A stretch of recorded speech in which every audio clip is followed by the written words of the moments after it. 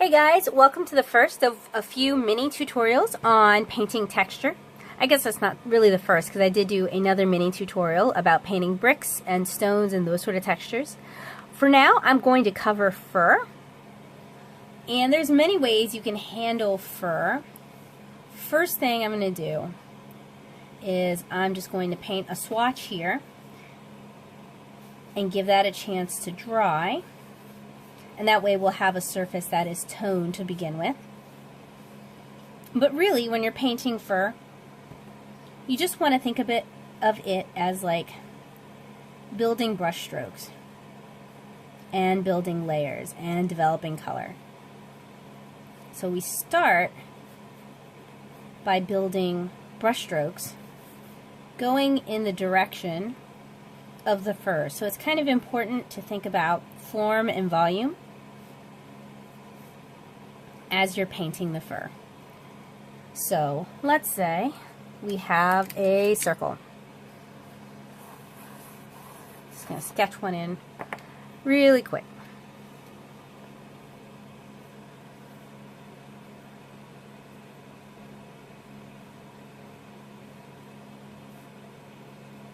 We would want to paint the fur in so that it gives volumetric form.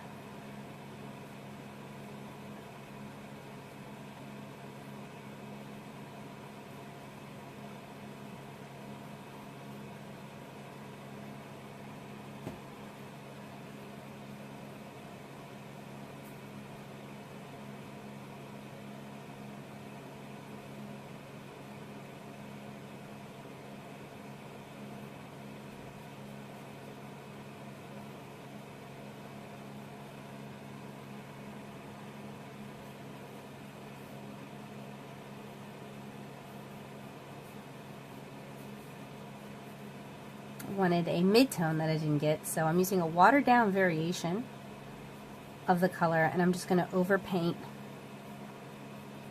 my initial fur.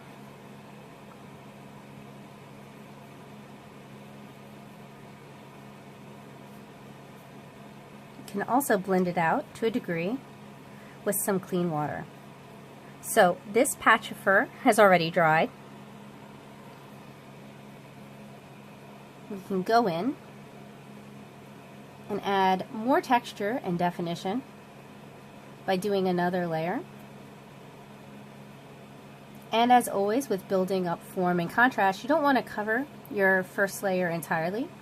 And ideally, you would use a brush that has a little bit more snap and point than this brush, because you want to get those nice tapered hairs. Unfortunately, at this size, this brush is just kind of blunt for this.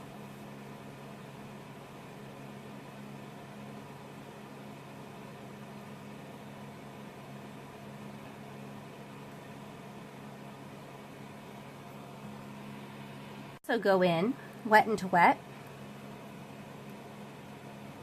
and darken up an area without adding significant brush strokes,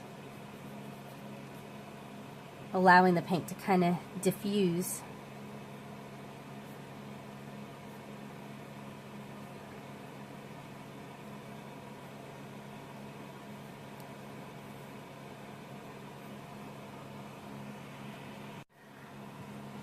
So once your first layer has dried, your first or second layer, you can keep working it. So the square we put down at the beginning,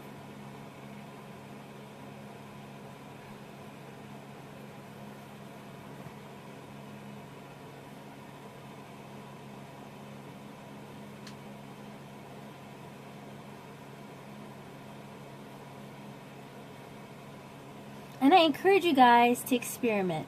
See how long furs look, long hairs look. See how short hairs look. See how it looks when you really thickly cover an area compared to how it looks when you kind of sparsely cover an area. And find a painting style that works for you and the subject matter you're painting.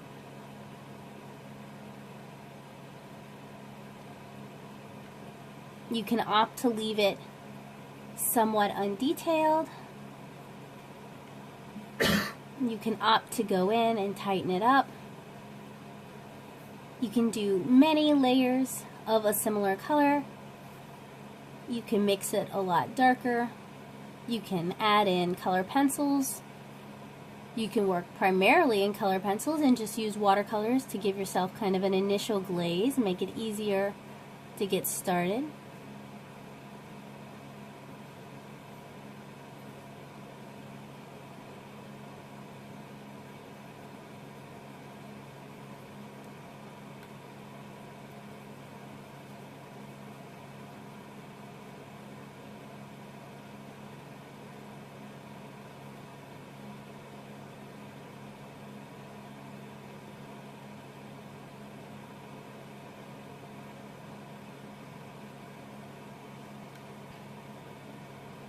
You can and should practice from reference. Do some studies and find a style or multiple styles that really works for you and the sort of art you want to create.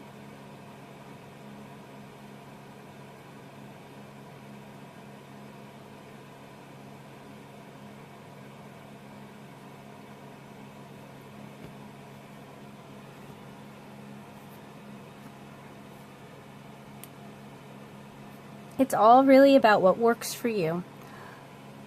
I'm going to give these layers a chance to dry. I've got a darker variation of the color over here on my palette, so once these have dried, I'll start with those. So as you guys can probably see, this square here doesn't really have enough contrast. It's all kind of the same color.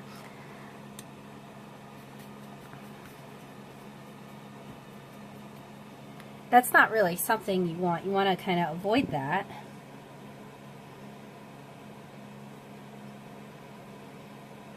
Because otherwise it ends up getting really mudded and kind of convoluted, hard to read.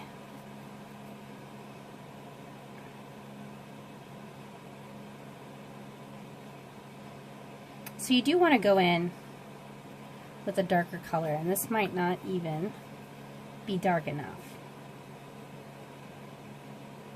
But I think you guys can probably get the gist.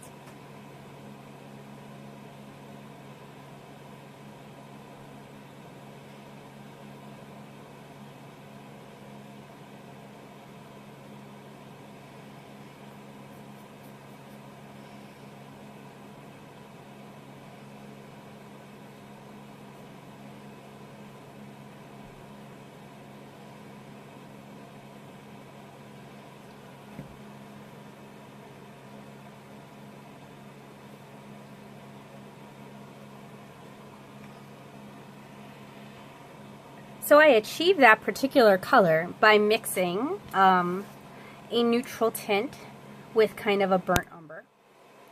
So it's a pretty easy color to remix. And what you end up with is kind of like a nice middle gray. It's a warmish gray. You can vary that depending on the ratios you mix.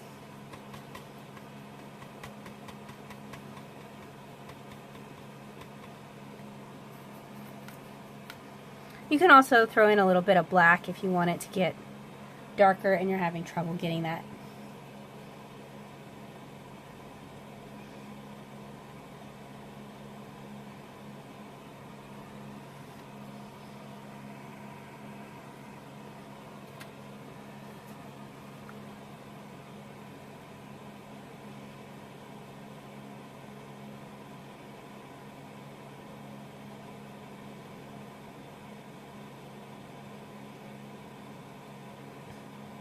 I'm trying to use very light flicking brush strokes.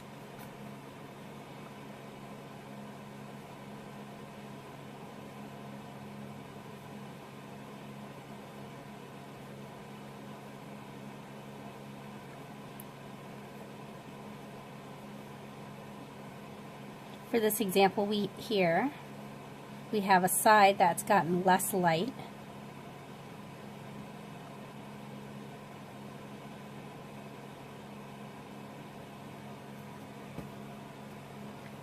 And then, for our curved ball example,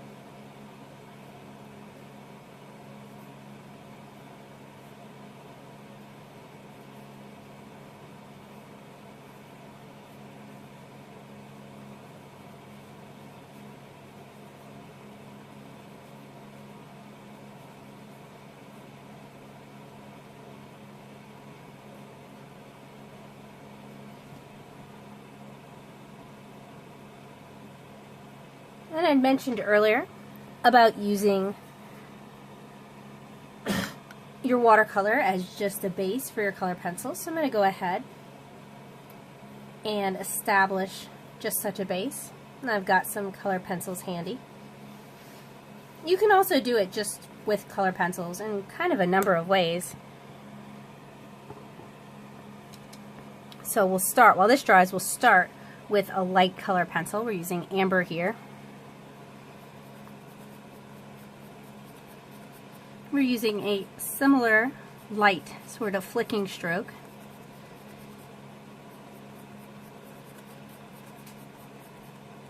And for this example, I'm going to introduce a little bit of water to kind of create a bit of a wash out of this. It's also going to activate the color and make it darker, since I'm using Derwent Inktense, and that's how Inktenses tend to work.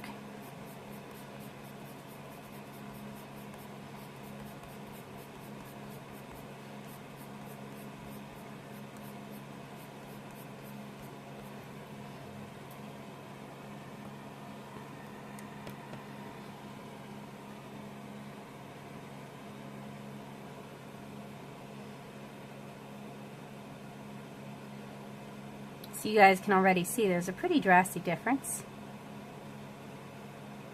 between the unactivated Inktense and the water activated Inktense.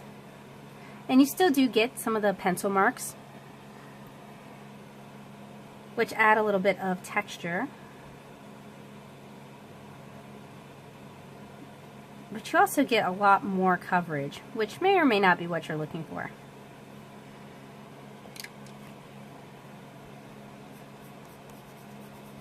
And then just to kind of complete the example, I'll do a small one that isn't going to be water activated.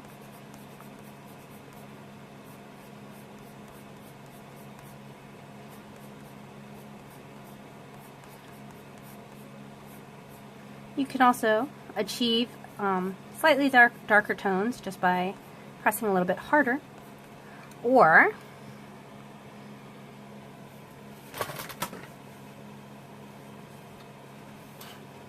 and it's a slightly dirty brush, unfortunately, but you can also achieve a similar technique working wet into wet, or rather dry into wet, sorry. So using your watercolor pencil on wet watercolor paper. So you get more of sort of the pencil brushstroke effect, but you get a lot more color depth.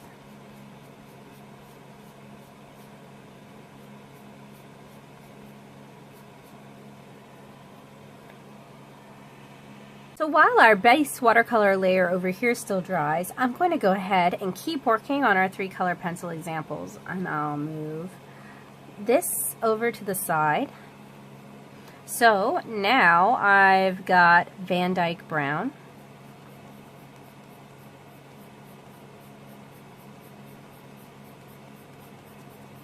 And we're starting with our dry, over dry example.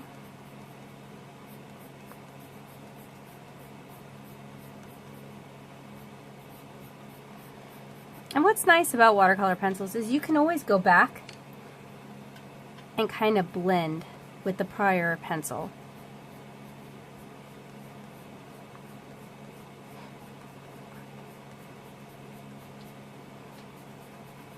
And get kind of a richer body of color.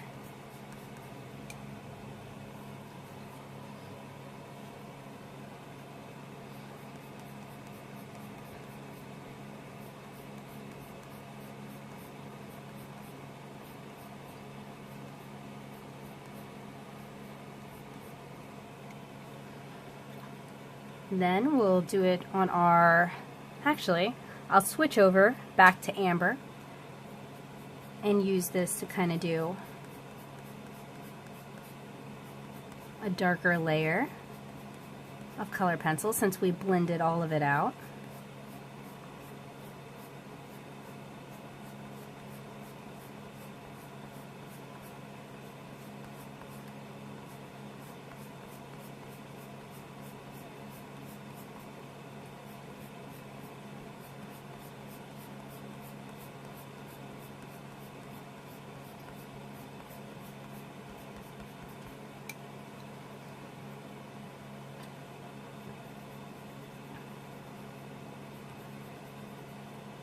And from this point, we could either work dry over wet, or we can do kind of glazes in selected areas to blend our colors.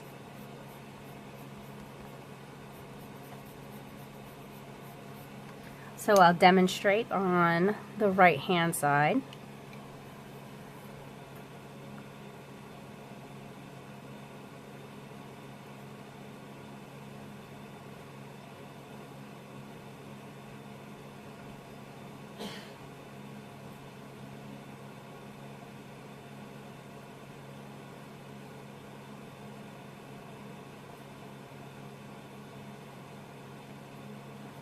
And then on our wet over wet example, I'll go ahead, wet the area down again, and go in with Van Dyke Brown.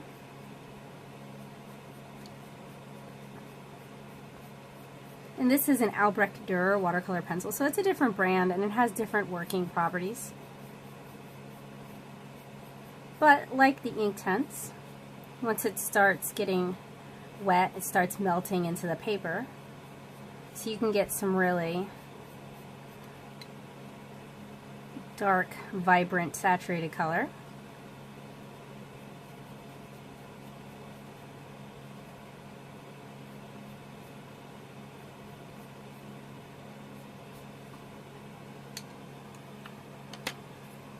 And then I'll give these a chance to dry. Had plenty of time to dry. I can finally go in and start demonstrating on our toned area. So I am using a dark brown. I'm using umber. Actually, I want to go a little darker than umber for this. So I'm going to start with bark.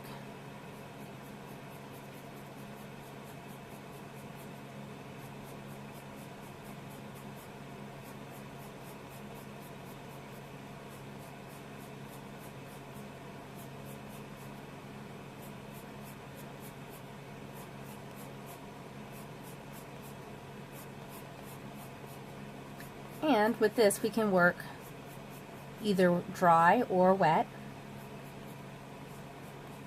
For this, I am going to add some water.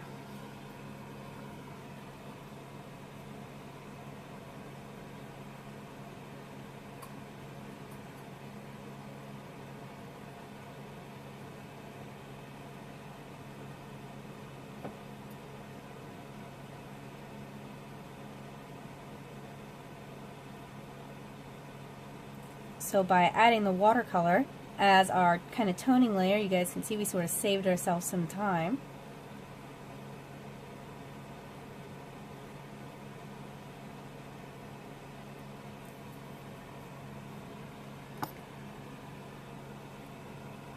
Then I'll use some bark here on our completely dry version. And I'm just going to use it for a few details. Go back into our wet dry mix with our original Van Dyke Brown.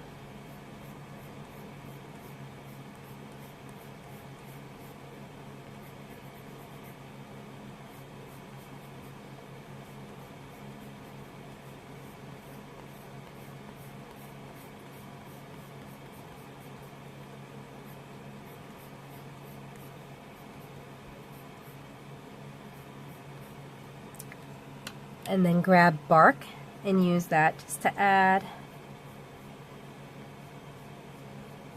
some darkest shadows.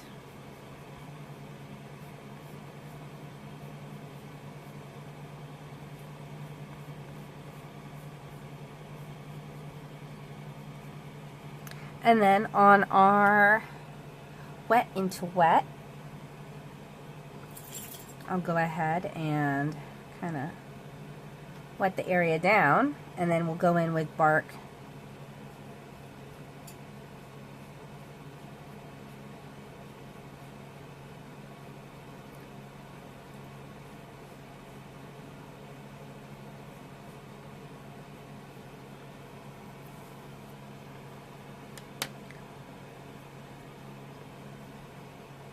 And then on our pre-toned piece, I'm going to go in with bark, and actually bark's a little bit wet. And you can definitely still use it. It's going to give you kind of a more solid line. So if you've been frustrated by some of the white speckles, dipping or adding just a little bit of water to your watercolor pencil can really help solve that problem. And this isn't fully dry either.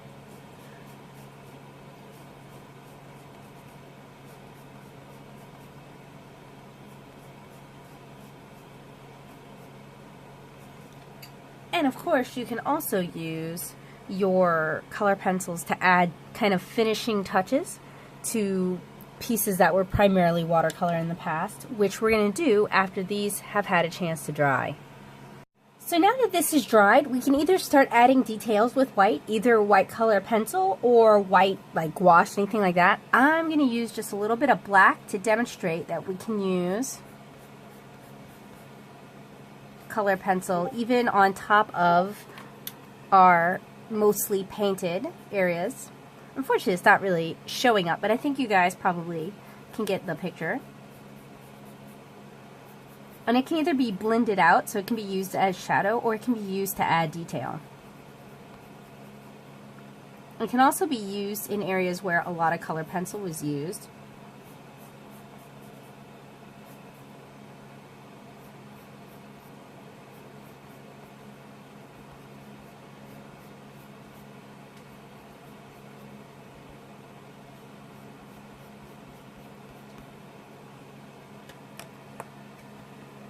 So, to demonstrate adding white highlights, got a white color pencil here. And what's nice about, not color pencil, a white watercolor pencil. What's nice about watercolor pencils is that they can be blended out as well. Whereas color pencils, not necessarily.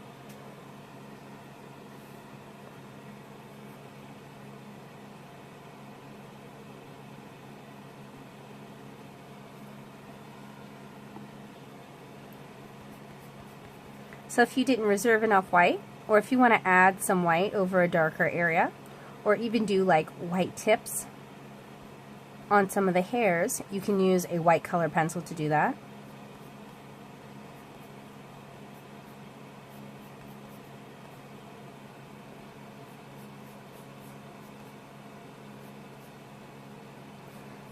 On darker animals, such as, say, black cats, a lot of your details are just going to be added with the white, or rather you have the option to add your details primarily with just white.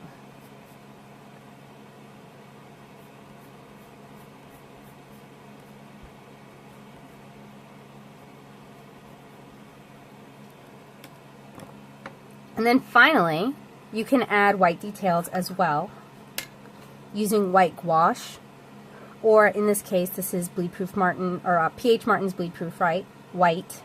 And you typically, I like using a synthetic with this, a very fine pointed synthetic round. And you can either work slightly dry brush and maintain kind of a textured effect with it, or you can water it down.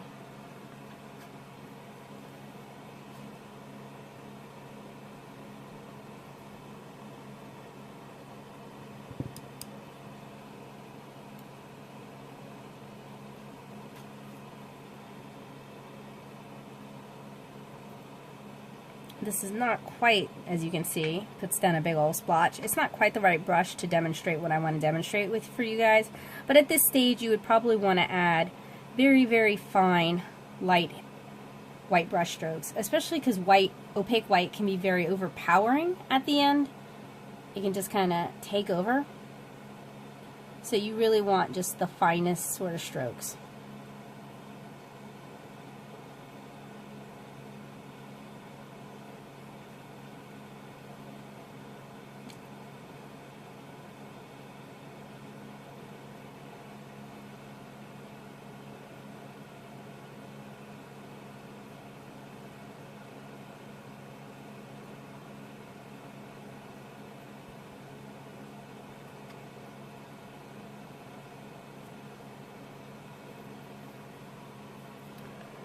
Fortunately, given the size of this brush, those were kind of chunky and sloppy. But fortunately, I have an example that'll help hopefully tie everything together. So this is an in-progress illustration of my character Tanner from 7-inch Kara with he's a messenger. Messengers deliver information from Lilliputian group to Lilliputian group. He's here with his mount, Peanut, who is a squirrel, so obviously I've been painting a fair amount of fur. I'm not quite finished with Peanut. I have some details I still want to add, and I wanted to use watercolor, color pencil, and then white color pencil, and also a little bit of the opaque white I just showed you guys. So for the purposes of demonstration, I'm going to use some of the techniques we just covered to kind of finish working on Peanut. So I have here that same dark gray I was mixing earlier. In fact, I used the colors mixed for Peanut for the prior demonstration.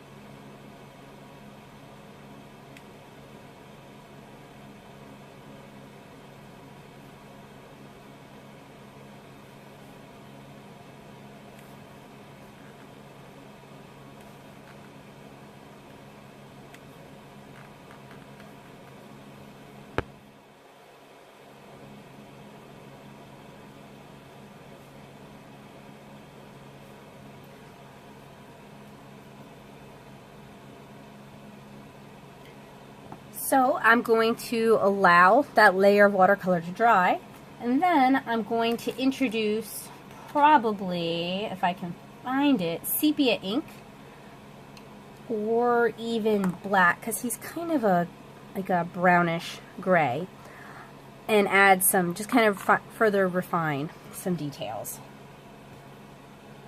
So I'm going to use a little bit of the lighter tone to just add a few more details back into the white part of his fur.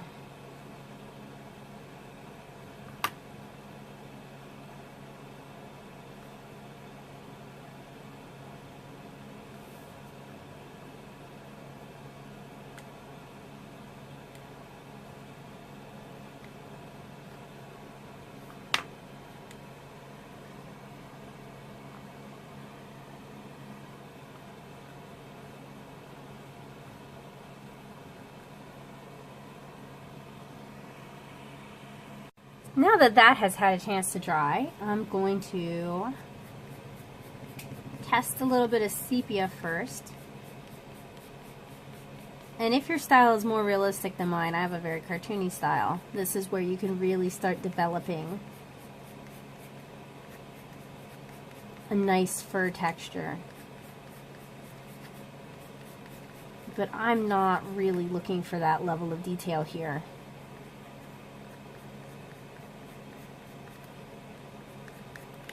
I'm mostly just adding this to demonstrate how quickly this can be built up once you have a good foundation. And if you are looking for tutorials on how to do more realistic fur textures, check out the description below this video, because there are so many fantastic artists here on YouTube who have really sort of perfected methods for doing fur in a realistic manner that you should definitely check out. But I am going to use the sepia ink color just to kind of darken some areas, add a little more form.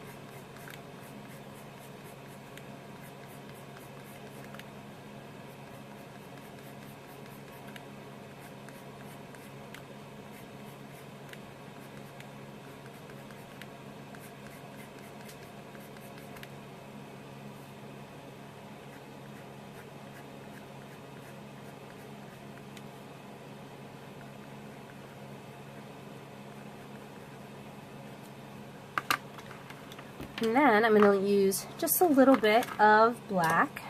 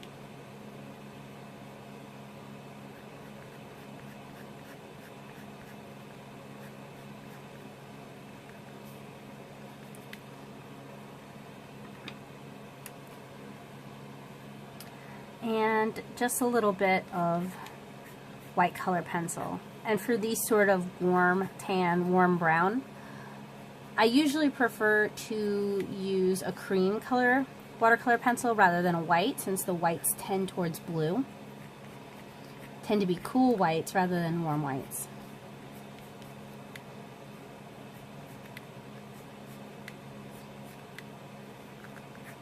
Kind of catch the edges of his fur where the light would kind of catch the hair follicles.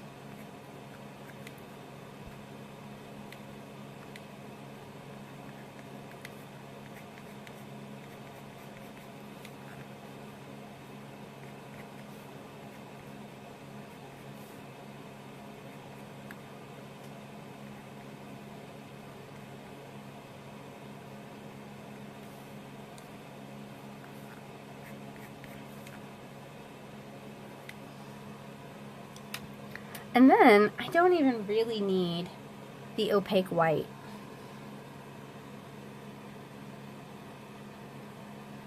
I did, however, go ahead and grab a much smaller synthetic brush.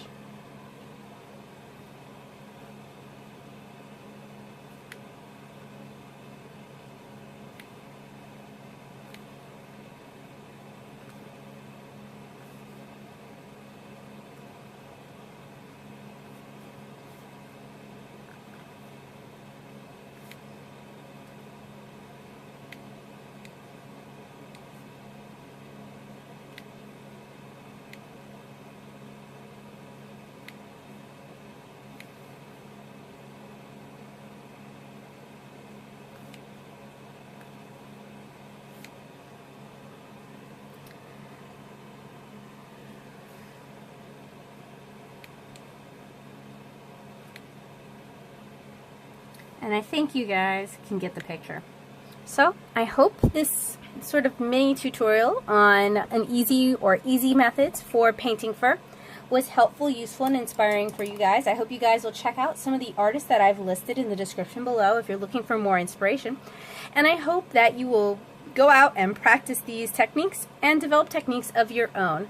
I'm Becca Hilburn. Thank you guys so much for watching this watercolor mini technique, and I hope you guys will check out some of the other watercolor videos here on my channel. Have a great day, guys. Bye!